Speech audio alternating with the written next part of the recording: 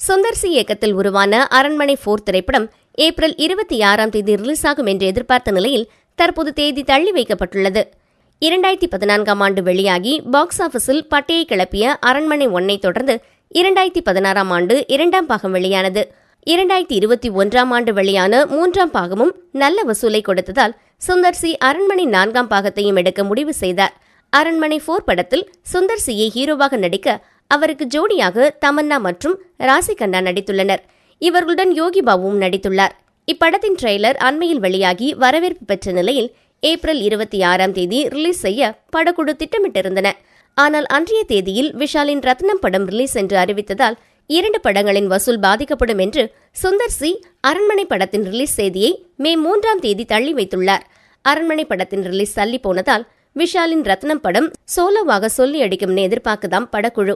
ஹரி இயக்கத்தில் வெளியாகும் ரத்னம் படத்தில் விஷாலுக்கு ஜோடியாக பவானி சங்கர் நடித்துள்ளார்.